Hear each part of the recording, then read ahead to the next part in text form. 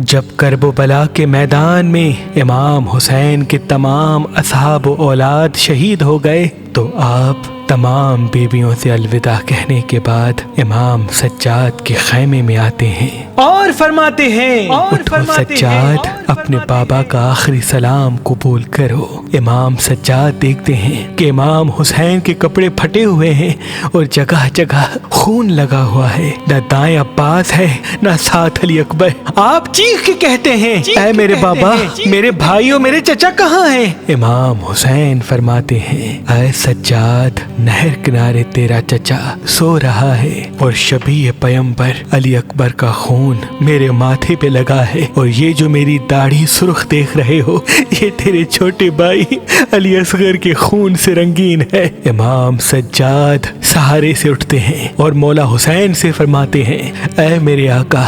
مجھے ایک لاٹھی اور تلوار دیں تاکہ میں بھی آپ کے قدموں پہ قربان ہو جاؤں۔ امام حسین فرماتے ہیں اے میرے سجاد، تمہارا امتحان اتنا آسان نہیں، ابھی ہمیں شہید ہونے دو، اس کے بعد تمہیں اپنی بہنوں اور ماؤں کے ساتھ قید ہو کے کوفہ و شام کی طرف جانا ہے اور جگہ جگہ اپنے نانا رسول اللہ کی نبوت کی گواہی دینی ہے، اللہ کے دین کا اعلان کرنا ہے، یہ بتانا ہے کہ تمہارا نانا محمد اللہ کا سچا رسول تھا، یزید جھوٹا تھا، ہم وارث محمد ہیں، چاہے یہ زمانہ ہم پہ کتنا بھی ستم کرے ہم کٹ جائیں گے، لیکن ہمارے خون کی ایک ایک بوند اللہ کے دین کی گواہی دیتی رہے گی۔ امام سجاد کا ماتھا امام حسین چومتے ہیں اور وصیتیں کرتے ہیں۔ امام حسین فرماتے ہیں اے سجاد، جب میری شہادت کی خبر میرے چاہنے والوں تک پہنچے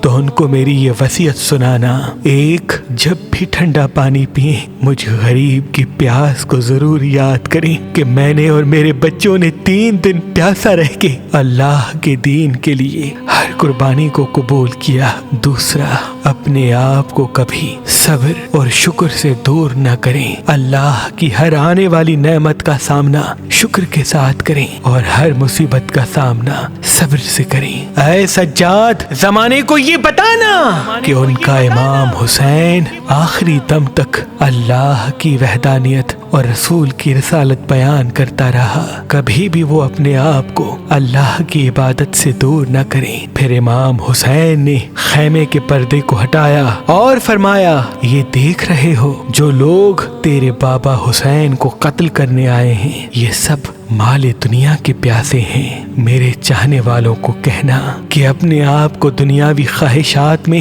اتنا اندھا نہ بنائے کہ وہ اللہ کے حقوق کو پامال کرنے لگیں، حقوق العباد کو پامال کرنے لگیں۔ جہاں جہاں وہ رہیں اپنے اعمال کو اتنا خوبصورت رکھیں کہ آس پاس کے لوگ فخر سے کہیں یہ اہل بیت کے ماننے والے ہیں جو کبھی جھوٹ نہیں بولتے، کسی کا حق غصب نہیں کرتے، اپنے محلے والوں کا احترام کرتے ہیں، اپنے ماں باپ کی عزت کرتے ہیں، اپنے بچوں کی اچھی پرورش کرتے ہیں، ان کی مستورات اپنے پردے کا خیال رکھتی ہے، یہ ہمیشہ غیبت و حسد سے دور رہتے ہیں۔ اے میرے بیٹے، میرے چاہنے والوں کو بتانا ان کے نیک اعمال وقت کے امام کے لیے راحت کا سبب ہوتے ہیں اور ان کے بد اعمال امام وقت کے آنسوؤں کا سبب بنتے ہیں۔ اے سجاد، میری شہادت کے بعد جب خیام جلنے لگے تو اللہ کا شکر کرنا، کیونکہ تمہارے ہی شکر سے اللہ کی نعمتیں قائم رہیں گی۔ اے میرے بیٹے،